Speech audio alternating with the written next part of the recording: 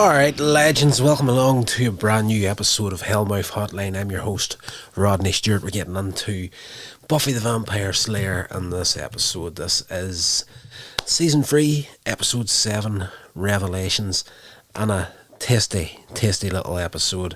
And just before we get into it, I just want to remind you to go over and check out coinsagemedia.com. That is my overall brand for the stuff that I'm doing. And there's everything over there from not just this podcast, but you've got a science fiction podcast, Skin Me Up Body. You have the Here's Your Orders Vlogs and Reviews podcast, which is pretty much everything that I do on YouTube will end up there. If it works in an audible form, it'll end up in that podcast. So you've got the two YouTube channels as well, vlogging channel, Here's Your Orders Vlogs, and a review channel, Here's Your Orders Reviews. And there are a few independent short films, zero budget short films that I did over there as well. So there's all that sort of stuff for you to check out. So if you're into YouTube, podcasting, any film, there's something there for you. And yes, I would really appreciate it. And if you fancy telling me that I suck in a major way, you can do it on this podcast through the email, hellmouthhotline@gmail.com. So let's get into this little chat about Buffy the Vampire Slayer Revelations.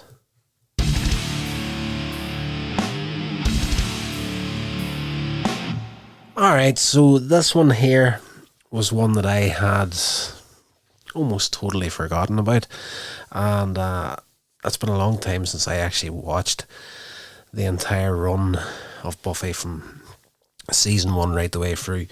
I've probably only ever done it twice in total, but at this point it's probably been about, probably more than 10 years since I went through it. But since we're running this podcast now, getting into it and really getting caught up again, for me, just thinking back on it and the original run of it, I was in a big bad way through season 1. Season 2 was absolutely fantastic in Buffy, and in all fairness, in the original run of the show, this is where I kind of dropped out at in season 3. So it was a lot of years later when I actually got caught up on absolutely everything. So in this episode, Revelations, it is pretty much a big secret that's going to come out in this episode. And I was thinking it was the whole Xander and Willow thing, because there's a big part of that at the beginning of the episode as well. We get a new watcher for Faith in this episode, Gwendolyn Post. She arrives, she's British like Giles. She's rude, confident, looks down on all the Scoobies, especially Giles. She's giving him a really hard time. She's lording it over him, essentially. She warns him that there's a demon Lagos that's coming to Sunnydale, and he's looking for the glove of Manahan. Oh, that sounded very Irish when I said that. Manahan. It's a powerful gauntlet, essentially. While everybody's doing research, Xander and Willow kiss for the second time. She really goes to town on him in this one. And for me, watching this episode now, thinking back on it, back in the day, whenever this episode came out, I was going through a certain few things in my own personal life where I was kind of in the receiving end of a relationship going south, and I was the one that was in the dark about some things happening. So watching this back now, and even back then, I was just kind of like, Xander and Willow, I hope they get shafted in a major way because of what they're doing. And I do believe that happens in a couple of episodes time from this one, but it's not them that get out of it in this episode. Xander decides, okay, he wants to get out of there. They're doing all this research, and Giles eventually finds what he's looking for, and Xander decides, okay, I'll go and check out where this glove is at, and he gets there, more or less just to get out of the way of the whole guilty feeling that he has for what he's doing with Willow and whatnot. She hangs about there to do a bit more research or whatever. But when he gets there to this crypt where it's kept at, he's distracted when he sees Angel, and he's got no idea at this point that Angel has returned. Buffy's been keeping him a secret, of course. I'm really cutting through a lot of the stuff in this episode. There's a lot of stuff happens. There's a lot of back and forth between Buffy and Angel. They're dangerously close to slipping back into the old ways again of getting romantically involved, and we know what happened in season 2. Once they bumped uglies, he turned evil again. So that's something that Buffy's worried about in this episode, and I'm sure Angel is as well. But whenever your hormones are really controlling your actions, it's hard to back down from that sort of thing. We've all flipping been there. Xander sees Angel anyway, and he follows him back to the mansion, and he's hoping to kill him himself. But when he gets there, he sees Angel and Buffy kissing. But when he disappears, of course, Buffy comes to her senses, pushes him away, and we can't do this sort of thing. But Angel's like, I've got something here that I think you're looking for. And he shows Buffy that he's recovered the glove.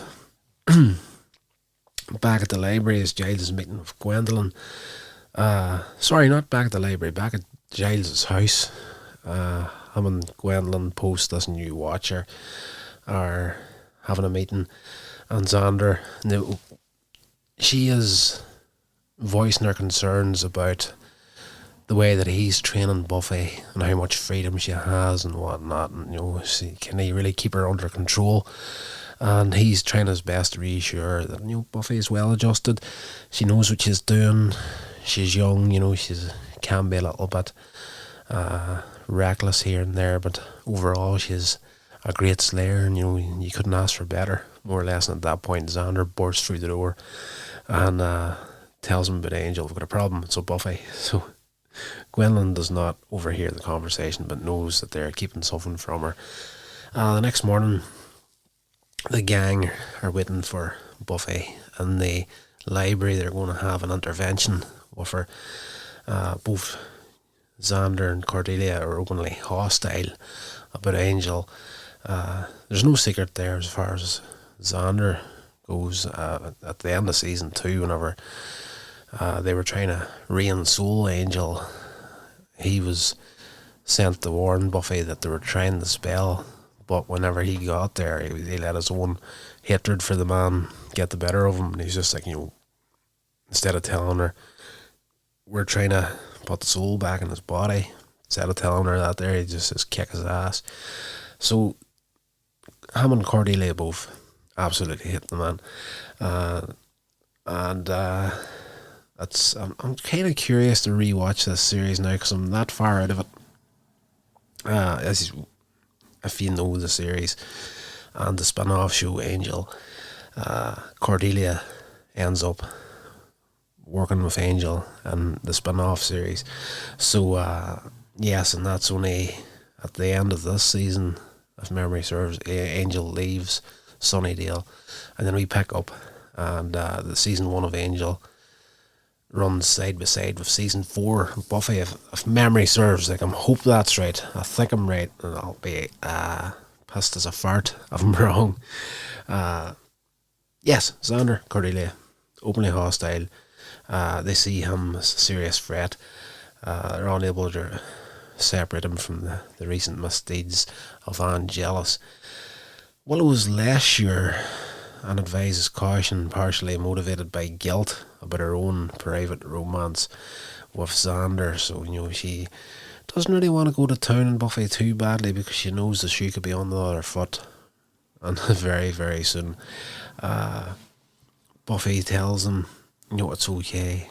I don't know exactly why he returned, but he's okay now. He's got his soul back.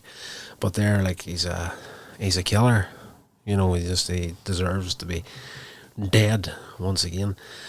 But Buffy tells him Angel's found this glove and that they're going to destroy it. Giles ultimately comes to Buffy's defence in front of the gang, but in private scolds her for not telling him about Angel's return. And he's like, "You've got no respect for me, the job that I do, or anything." And he turns his back on her. Now, of course, we know in season 2, Angelus abducted Giles, tortured him, tormented him after killing the woman that he was in love with. So, Giles has got a lot to hate Angel for. And it's some really good story building within this here episode as well. Gwendolyn Post, she's been working on Faith the whole way through this episode, getting her to trust her and whatnot. And, that really works well into her plan coming up towards the end of the episode. She goes to visit Faith at the motel where she stays at, and she mentions that Giles was having a secret meeting with Buffy and her friends, really making, Faith already feels like the outsider with these guys, and Gwendolyn is really, really making this worse for her in this episode. The angry Faith ends up at a bar. Xander's there playing pool, and he tells her that Angel's alive and he's got their love. Adding that Buffy knew about Angel's resurrection and the possession of the love, but tried to keep it a secret. The two nurse their grudges together, and Faith decides to slay Angel, and Xander volunteers to accompany her. Giles back in the library, he's with Gwendolyn again. He tells her where the love is at, and that a friend of Buffy's has it. And he wants to discuss destroying it with her, but when he turns his back, I seen this coming about 10 or 15 minutes before it actually happened. There was something just off with this woman the whole way through the episode. And Giles has got a plan for destroying this glove, but when he turns his back to get his notes, Gwendolyn bludgeons him, knocking him out. Xander returns with Faith to get weapons from the lockers in the library, but finds Giles unconscious and gravely injured. Like the man, if he doesn't get medical help soon, he's going to die. Xander calls an ambulance, and Faith assumes that Angel attacked Giles, but Xander, in all fairness to Xander, in this episode, as much as he hates Angel, he thinks it is unlikely because there's no bite marks on him. He's like, this isn't Angel's style, really. Faith leaves to hunt down Angel, and Xander tells Buffy about Faith's goal. Gwendolyn shows up at the mansion first before anybody else. And the thing that caught me off guard in this episode, and maybe a slight bit of a plot hole in it, was she turned up. Of course, Angel has no idea who she is. She introduces herself and says that Giles had sent her to get the love. Now, Angel falls for this in this episode, and I was kind of thinking he was calling her bluff slightly, but he turns his back on her, and she tries to kill him, basically hits him as hard as she can with like an axe or some shit, and he gets up in vampire form. But that one little moment there where she was like, Giles sent me. The Angel obviously knows what he did to Giles in season 2, and as far as he's concerned, Giles or any of these people don't know that he's alive again, or he's been resurrected or brought back from hell. So the fact that he just so easily took her at face value just seemed a little bit off.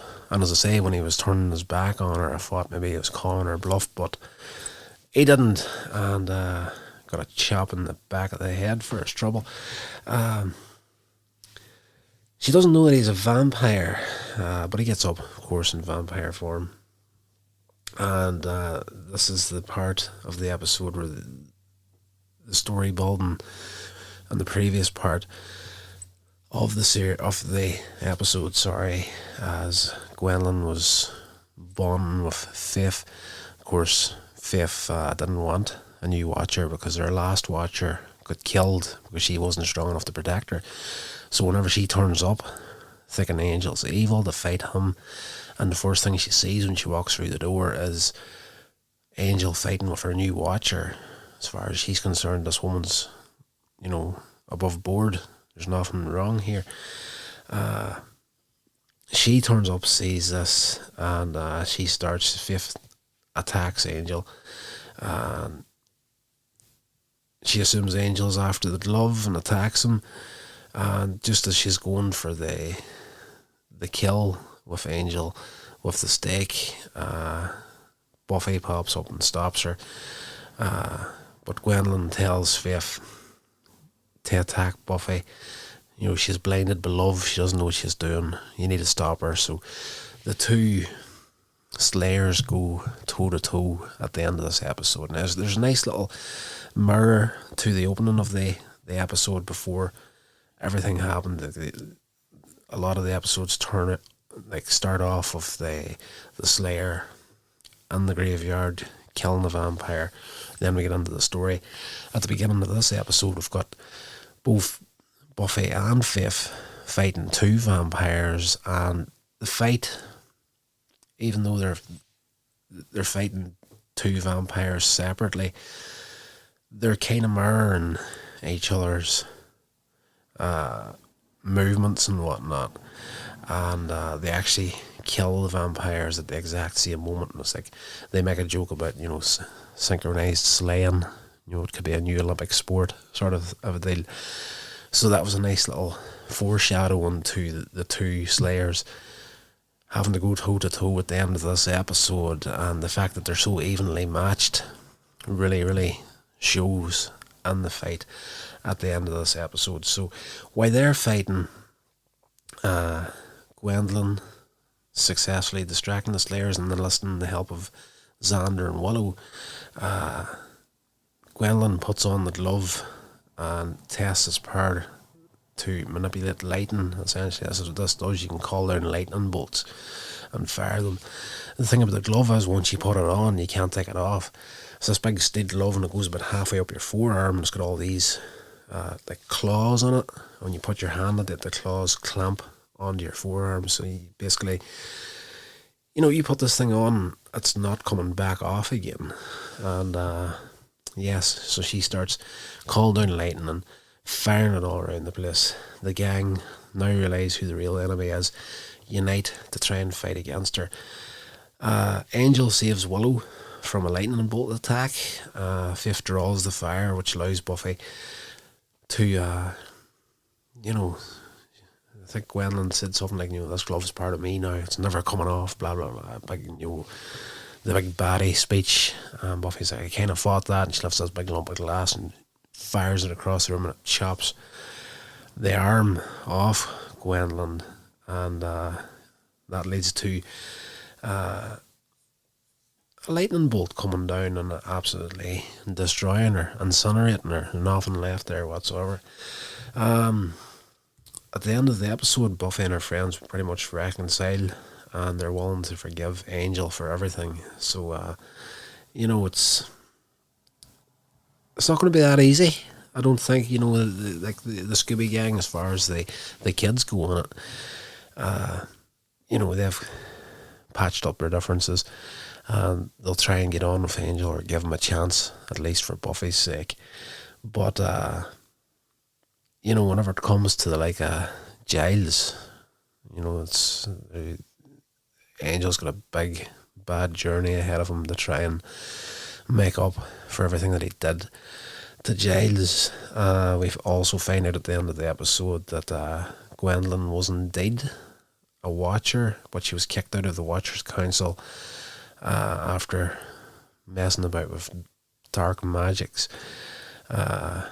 Buffy tries to reason with Faith at the end of the episode, and she kind of gets brushed off by Faith, who's pretty much too traumatized by post-betrayal to trust anyone. This new so-called watcher come in and hit her in the sore spot, and pretty much just destroyed her trust completely in this episode. So, Buffy's trying her hardest to make amends for everything that happened, telling it, I know you're having trouble trusting people, but you can trust me. And Faith is more or less, I can just, the only person I can trust is myself. And she sends Buffy out of the hotel room, but for a second she calls Buffy back, and Buffy's like, yes, with a hopeful smile that they're maybe gonna make amends, but Faith is just like nothing, and that's it. Buffy leaves, the episode closes out. This was great storytelling, and I absolutely love this show. It's got a massive cult following. Now, I know in recent months there's been a lot of stuff happening behind this. Well, I was going to say behind the scenes. It's not behind the scenes. The show has been finished and done for a heck of a long time now. But Joss Whedon, who is the guy that was behind the show, has messed up in a big bad way. And I was actually playing about with the idea of doing a podcast about that subject on its own. But I decided no, I'll just cover it slightly here at the end of this year. Like everything that's come out about what's happened with him during not just Buffy, but in particular Justice League. There's a lot of stuff that's come out that's made him look really, really bad. But I'm going to tell you something now from sheer experience right here. Producers tend to be complete assholes when it comes to the control freak side. It is what it is. I'm not trying to excuse anything that the man done, but they all get too high in their own supply.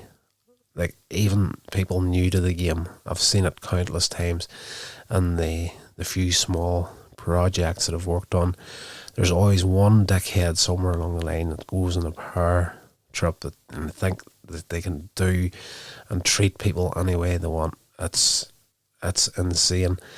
As far as the career for Whedon moving forward at the moment, I don't know if the man will ever work the way he worked again, or the way he worked back in the day. I don't think he'll ever work to that standard again. I think he's destroyed too much trust in the industry. But you never know what's going to happen 5 or 10 years down the line. There's a lot of cancel cultures coming after everybody, but everything that's come out about him, there's no excuse for it. Absolutely zero excuse for it. And that's kind of where my mindset is on it. But as far as the show itself goes, it's fantastic. And God love anybody that went through some hard times in the show just because of this guy being,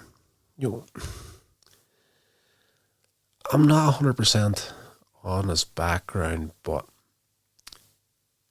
to the best of my knowledge, Whedon was the sort of guy that was born into this sort of thing and feels that the planet owes him something, and there's nobody like me sort of deal. And then of course, with the success of Buffy back in the day and the celebrity he got, people were essentially worshipping him at one stage, and it was just the power went straight to his head.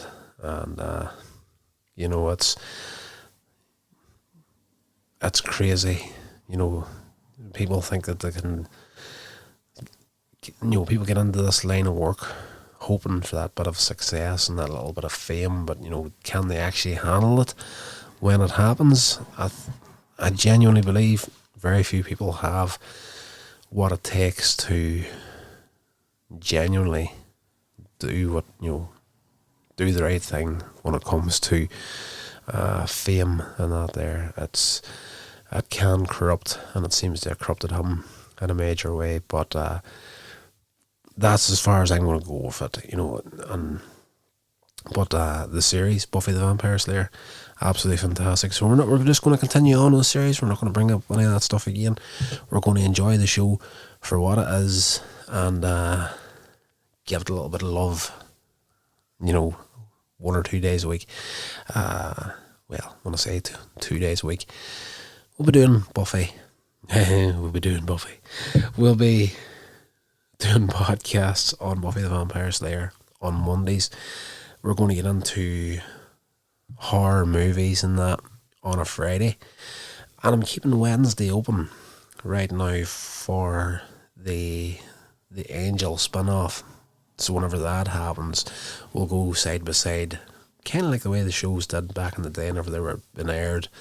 As I said before, the Buffy series and the Angel series coincided with each other and crossed over a few times, so we'll be doing that as well. So that means I'm going to have to be very, very strict with myself and make sure I'm uploading as regular as possible. Anyway, guys, that's going to do it for this episode. Hope you enjoyed it, and once again, check out coinsagemedia.com for all the nonsense that I do beyond this. And again, if you detest my face and you want to tell me how bad I am at the stuff that I do, and I know there's a few people out there that are just dying to do it, feel free. I need some more practice and getting the tough outer shell built back up again after the last few months. So if you want to do that for me, the email is hellmouthhotline@gmail.com. Guys, stay safe, and I will talk to you in the next episode. This has been a production of Coins Age Media. Thank you so much for listening.